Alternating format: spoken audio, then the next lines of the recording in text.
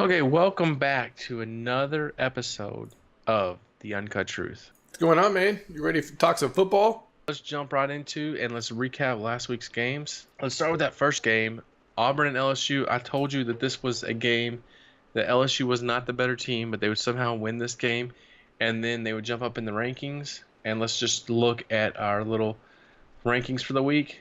And what do you know? LSU is ranked number 24 now. Of course they are. Yeah, just because they win, so they're going to get thrown into the top of the rankings. I mean, or I guess it's the bottom of the top 25.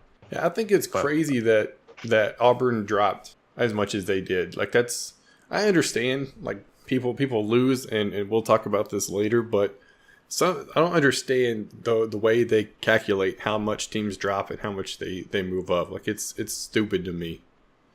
well, according to what I'm looking at, Auburn is the first two-loss team in the top 25 now. There's only Memphis is a one-loss team that's number 25, but there's no two-loss team that's higher than them. So every team above Auburn is one loss or zero losses. So that seems fair, though, don't you think? I guess. I mean, and besides, LSU until their rank this week was not a good team, Yeah, right? yeah. It's just one of those situations where it's hard to judge it. I mean, because like Clemson, like why? Like why didn't they drop down to like 18? You know what I mean? It doesn't make any sense to me. I think it's only because their quarterback got a concussion and was out. And they're lucky they have a bye week this week because if didn't have a bye week this week, then they could be in a lot of trouble. I mean, assuming he has to pass concussion protocol like in the NFL, which I'm sure you would have to. But moving on, our next game, Utah and USC. Did you watch this game, or did you see the end of this game? Let me ask you that. I saw the end of the score, and I also saw about halfway. I didn't get to watch hardly any football. I had a family thing all day Saturday, so I was trying to keep up with it the best I could. But I'm shocked. I really am. I'm shocked USC won this game. Yeah, USC had to come back to win, and they were down 21 to 4 in the fourth quarter. They came back and scored two touchdowns pretty quick, I think, and they went up 28-21. Utah drives down the field and scores with 41 seconds left, and then instead of kicking the tying extra point, they go for two and don't get it. And then they had one of the worst attempts at an onside kick I think I've ever seen. It's one of At least those. I'm pretty sure it was that game. It wasn't even close. It's one of those you live with the call and you die with the call. If they had got it, I mean, that'd have been the best call ever. Huge upset, but they didn't. Maybe just didn't have faith in his kicker. Maybe didn't have faith in his defense for the overtime. I don't know. But it's one of those you take a risk, and either it's the smartest decision or the dumbest decision ever. It just didn't happen to work out in his favor this week. You know, I'm a big Darnold fan, but in that situation, if I'm Utah, I kick the extra point, tie him up, and I hope that USC puts a lot of faith in him with 41 seconds. That's plenty of time to get in field goal range, and that they try to drive, and maybe he throws an interception, or maybe he gets a sack fumble, or makes a mistake because he has made a lot of mistakes this year, and that's what I think I would have played for, is get the tie and hope that he makes a bad play at the end of the game. Although under the pressure in that Texas game, he was pretty much money in that overtime and the drive leading up to the overtime. Yeah, I mean, he had already had 3 fumbles that game anyways. I mean, why not trust your defense? And like I said before, whenever we made our picks last week, Utah has had a stout defense the past couple of years. Use your defense. I mean, they were doing decent as it was. Trust your defense. Yep, unfortunate. Then we're going to move on to that Miami game, Georgia Tech at number 11 Miami. And this game, as you may recall, we said was moved to Saturday. Yeah, this one was another one that should have went the other way. I mean, all the games this week that we picked should have gone the other way. Just wasn't in the cards. I mean, Georgia Tech should have beat Miami. I mean, I think Miami kicked a field goal last second field goal to get the win anyways, or they would have lost. So I still say Miami way overrated for the ACC. I don't buy into it at all. I wonder why I cannot see their stats. I was going to look at their game. It's not showing it to me right now. Yeah, they did drive to kick a field goal. I think they kicked 3 field goals in the fourth quarter to come back and win. You know, Miami struggled in this game, but you know, Georgia Tech is one of those teams that's tough to play against. I am drinking the Miami Kool-Aid. I think they are going to be. I think they got a good shot at winning the ACC. I think they're going to stick around, and they're on the weaker side. The only team really left that they got to beat is Virginia, and I think they're going to win there, and they're going to be pretty much a cakewalk into the conference championship game. I just don't know. I don't. I think the ACC is super weak in general. Like just as a general, Florida State has been a couple of years. They're nothing this year. Clemson has been a surprise, at least to me, the last couple of years. They're really the only threat in the ACC. Everybody else has been kind of a just take it while they can team. And then the NC State's been the surprise. I think that side's a lot tougher, kind of like the Big Ten. There's one side that's a lot tougher than the other, and everybody else just kind of coasts by until they get to the conference championship, and maybe they can pull off an upset.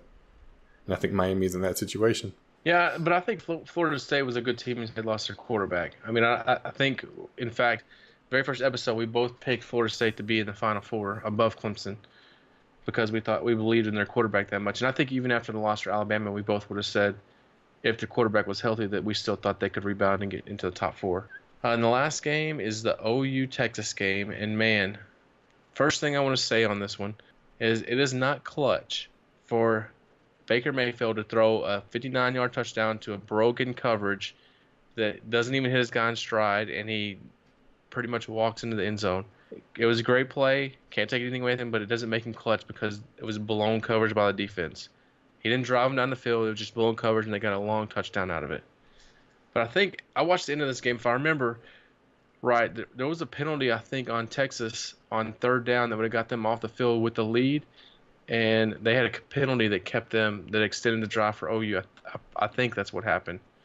That ended up costing them a touchdown in the end on that drive.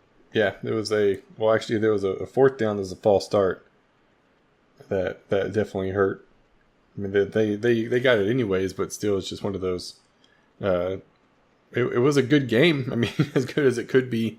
OU did bounce back. I mean, there's nothing you could say about that. But Texas had a chance to win. Man, they had plenty of time to get down the field and score. They were only down by 5. I mean, there was more than opportunity to make something happen. They just couldn't get it rolling on offense. Once again, defense. It just is disappointing that they have such a bright spot every game, and then every game it's always the same thing: big plays, big plays, big plays. Yeah, and at the end of that game, I don't know if you saw it or not, but Ellinger actually got hurt in the last drive. He had to come out of the game for, I want to say, like 4 or 5 plays. Excuse me. And during that time, he Shane, I don't know how you say his last name. Buechele. Shane, how do you say it? Buechele. Shane Buechele came in. He completed his first 2 passes. He ran one for a nice little pickup. But then on a 1st and 10, he takes a really bad sack, and that was the one. That was ended up being the series that undid them. I'm pretty sure they ended up turning it over after that drive. No, they didn't turn it over because they went for it on 4th down, and OU ended up tackling them. But yeah, it was rather unfortunate. It's the only way to say an unfortunate loss. That's how my whole week went. Unfortunate. Every team that I picked had a chance to win. They just couldn't pull it out. Well, speaking of their top teams losing, you got on here that there was 4 top 10 teams that lost this weekend. Yeah, who could have guessed that, man? It started off with Clemson losing to Syracuse. Surprise! That was a huge upset. The Washington State, the very next game to Cal, they got their butts kicked, dude. That was never a game. And then Washington and Auburn both losing. It's like, oh my gosh, dude. Nobody is safe in this college football season, with the exception of maybe Georgia, Alabama. Those 2 teams both look real good still. But yeah, except for number 2. How many times has the number 2 team lost this year? Florida, Ohio State, Clemson. Yeah, 4 times. I would not want to be number 2, and I think number 2 is Auburn. I mean, is Georgia now. That is not where I would want to be. Georgia, it has to be Penn State. Oh no, it's right? Penn State. Okay, like it has to be Penn State. Yeah, I forgot Penn State. Penn State's number 2. Georgia's number 3. TCU is number 4, and Wisconsin number 5. Yeah, I don't get it, man. There's a lot of these teams that are ranked. I'm like, what? How? Like these top 4 teams that lost. I mean, they were most of them really good game, minus the Washington State game. They all came down to the end. Big injuries cost all of these teams, minus the Washington game.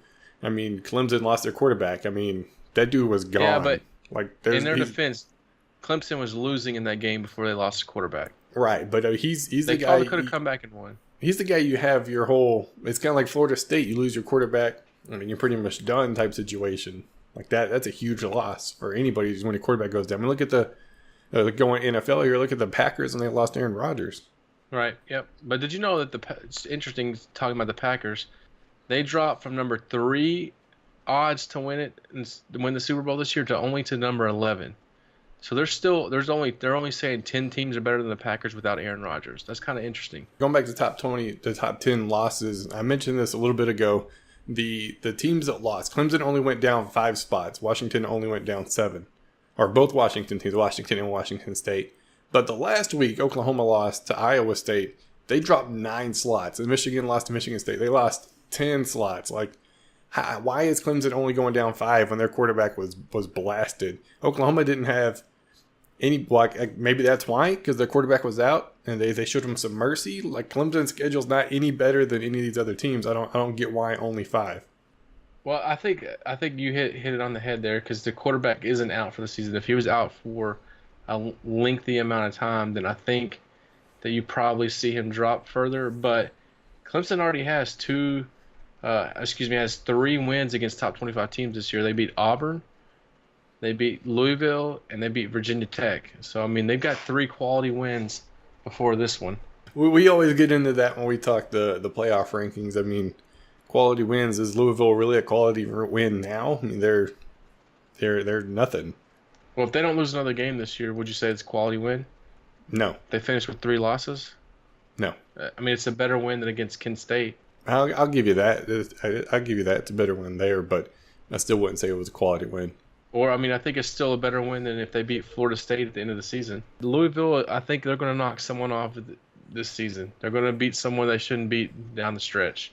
Maybe it'll be NC State. No, they've already lost to them. Yeah, they've had it pretty tough. I'll give them that. But, I mean, would you expected them to lose to NC State? I mean, NC State seems to be on the rise. Yeah, I mean, last year, I think it was last year, maybe the year before last, they gave Florida State a run for their money, too. The NC State's been close in a lot of games the past couple of years. They just couldn't pull the trigger. I guess this year they were able to. Yeah, it's going to be crazy if NC State ends up winning the Atlantic Division. They're in first place right now. Yeah, that'd be weird. So we also were looking at undefeated teams, because last week we had the question on how many teams we thought would get in the Final Four with 1 loss or 2 losses. And I said I thought that maybe 1 team would be undefeated, that I thought there would be 3 or 4 that had 1 loss. And you said 1, maybe 2. You feel differently this week? Well, I have to. There's hardly any undefeated teams left. There is 6 teams left undefeated. In the ACC, the only team left undefeated is Miami. In the Big Ten, you got Penn State and Wisconsin. Guaranteed that only one of those will finish undefeated. The Big 12, TCU is undefeated. In the SEC, Georgia and Alabama are both undefeated, and it's guaranteed that only one of those will finish the season undefeated. So you still can get you could still get 4 in that are undefeated, with Miami, winner of the Big Ten, TCU, and the winner of the SEC. You putting money on that? I think the only 2-loss team that can make it is from the Big Ten. Nobody else's 2-loss will make it. Miami's not going to make it. I'm sorry. they're not that good. If they go undefeated, they will. They're not going undefeated. They're not that good. If they have 1 loss, they might still make it. I don't know. There's way too many good teams in the Big Ten compared to not as many in the ACC. I agree, but I don't think there's any way you can put a 2-loss or 3-loss team in ahead of the teams in the ACC, Big 12, Pac-12, and SEC. Well, I don't think so either. I don't think there should be. I don't think there should be a 2 or 3-loss team in the playoff ever, unless you lose the first game of the year and second game of the year, then you run the table. Then that might be pushing it, but like that, highly unlikely, and definitely not this year. This is way too late in the season for that to happen for anybody. I think OU could have rebounded if they would have lost to Texas. I think they could have rebounded and still made the playoff, but I don't think they can lose now and make the playoff. I think Miami's going to be undefeated. I think Wisconsin's going to be undefeated, and I think Georgia and Alabama are going to both be undefeated. Sheesh. And I want to say TCU, I really do, but I just don't. I think they're going to have a slip up. Yeah, TCU very, very easily can. I would say probably Georgia, Alabama. I'd go Penn State. I don't think Miami's the real deal, and I think they're going to have a rough test against. Wait, did I say Penn State or Wisconsin? You said Wisconsin. Okay, good. Because I think Miami's going to have a hard test against Virginia Tech and Notre Dame, or Virginia and Notre Dame. Yeah, Notre Dame, that could be an interesting one. I'm interested to see what they do against USC this week. So, talking about these conferences, you wanna, what are you thinking for the top five? I mean, excuse me, not top five. The Power Five. We got the SEC, ACC, Big 12, Big 10, and Pac-12. Which one of these do you think is the worst conference? To me, I would say the Big Ten. Really, you think they're that have the biggest hitters at the top, but the worst overall? I do. I just think that there's a dominant side of the conference, and to me, it's like the SEC. There's a dominant side of the conference, and you're just going to beat up on each other. The other side is crazy weak. I mean, SEC is a little bit more balanced, but the Big Ten, like one side is super dominant, and the other side is very weak. Wouldn't you say that's the same for all of these conferences though? They have, except for the Pac-12, maybe. For the most part, yeah, but to me, it's way more obvious than the Big Ten. So you think you give the I guess it's the West no chance of winning that conference? No.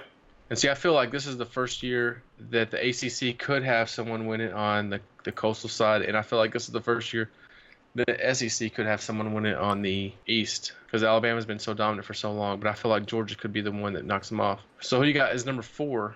Number 4, I have the Big 12, and that's mainly because there's just so many bottom feeders that have been there for so long. Like they haven't shown growth, they haven't shown progress. They're just constantly a punching bag, and that's the issue with them. Number 3?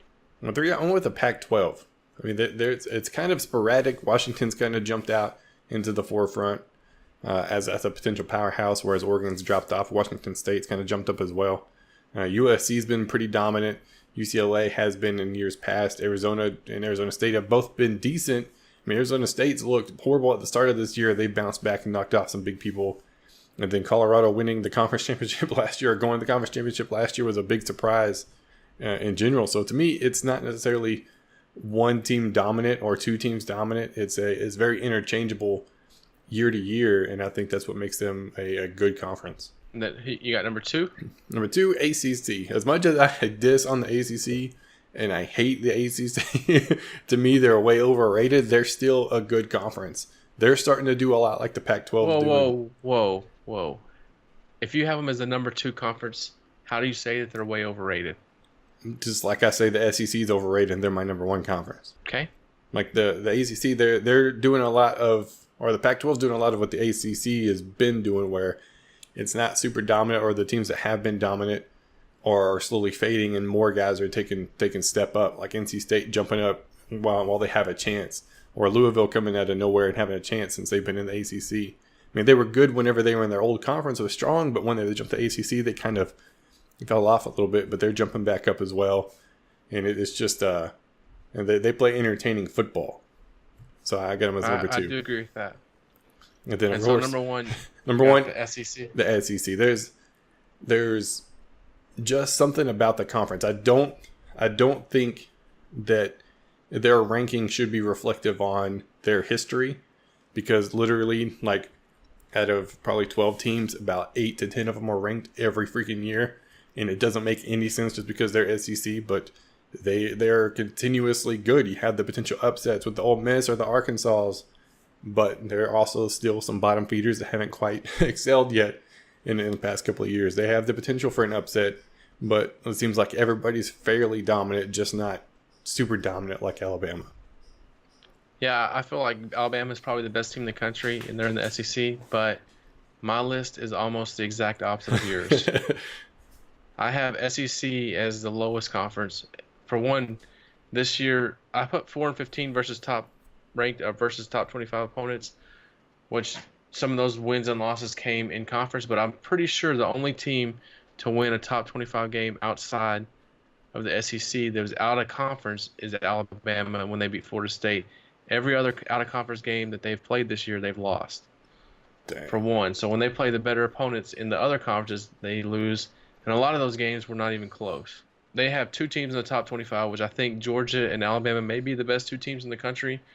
But I still think after those 2, you have the biggest drop-off out of all of them. And they have 2 teams in the top 25, those 2, and they have 4. I'm sorry, those 2 teams are in the top 10, and they have 4 total teams in the top 25.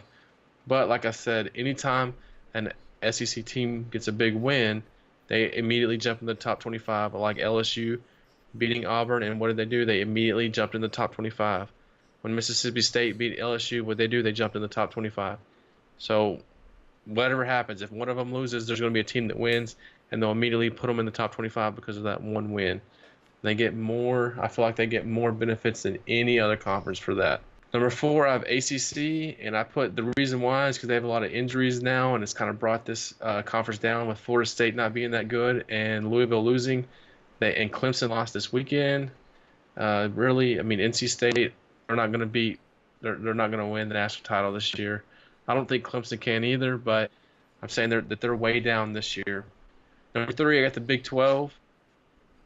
Oh, sorry, the ACC. They have 2 teams in the top 10, and 4 teams total in the top 25. My number 3 conference was the Big 12, and interesting enough, they have 3 teams in the top 10 currently, and they have 4 total teams in the top 25. I feel like TCU. I feel like the top of this conference is just really balanced with TCU, Oklahoma State, and OU. They're all just right there. And a few years ago, it was Baylor, and they lost their coach. Those 4 teams could easily win the conference any year, and they could put up a lot of points. But I think they're down a little bit this year since Baylor has dropped off. There's only 3 of them instead of 4. Number 2, I got the Pac-12, and just because Florida, Washington State, USC, Utah played them tough this weekend. Then you got Stanford is getting a little better, just a good balanced conference. So I think that they're number 2. And number 1, I got the Big Ten. They are the only other team that's got 3 teams in the top 10, and they're the only conference that has 5 teams in the top 25. So easily, I think that they are the best conference. They could end up having 2 teams go undefeated, and if Penn State happen to go undefeated and they beat Ohio State, Michigan, and Michigan State, and then end up beating an undefeated Wisconsin, I don't know that you could have a better resume than that, and that's because of the conference they play in. Now, speaking of the top conferences, as of the middle of the season now, we picked our Power 5 winners at the start of the year. Who would you pick them right now, starting with the ACC? You know, I've been talking about them all episode. I'm taking Miami here. All right. I'm taking drinking the Kool-Aid. I'm taking the winner between the Clemson NC State games. I think that's really the only other game that matters in that conference.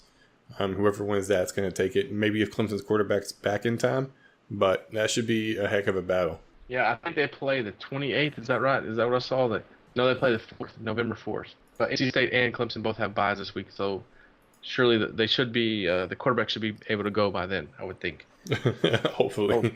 What about the Big Ten? The Big Ten, I think, once again, is going to come down to one game, the Ohio State-Penn State game. Whoever wins that wins the conference, hands down. No more question. And I don't think that's going to be that close a game because I'm taking the winner of Ohio and Wisconsin in the conference championship game, which is kind of a cop-out. Right. I think JT Barrett has a great year. I think Ohio's poised to make a big run this year. Yeah, I think they've definitely bounced back well from the Oklahoma loss. All right, what about the Big 12? Big 12, I'm gonna go with TCU. They've been kind of a surprise all season long, at least to me, and I think they're going to continue to roll. I'm taking TCU as well. I expected them to be good. I expect them to be this good. But Kenny Hill looks like the real deal at TCU. Yeah, all right. Pac-12, who do you got? I'm still taking my boys. They were the team I picked to win the national title this year. I'm taking the Trojans. All right, I think I'm vetoing my other one. I think I might have said between USC and Washington for that conference. But I'm going to go more Washington, even though they suffered a setback this last week. I'm hoping they can get it figured out and get it fixed. All right, in the SEC. Who you got? I'm sticking with Alabama. They've just been getting better and better as the season goes, and they continue to roll. I picked Georgia to win this, to be number 1 going into the playoffs. And I'm sticking with Georgia being number 1 going into the playoffs because they're winning this conference. That is going to wrap up another week of the Uncut Truth. If you guys are new, be sure to subscribe. If you like the video, be sure to leave a like. Let us know that you guys enjoy this content. Yeah, make sure you leave comments below. And if you're enjoying the conversation here, follow us on Twitter, Instagram, Snapchat, Hulu, Netflix, YouTube. You name it, you can find us there, most likely. Thanks for watching. This has been the Uncut Truth.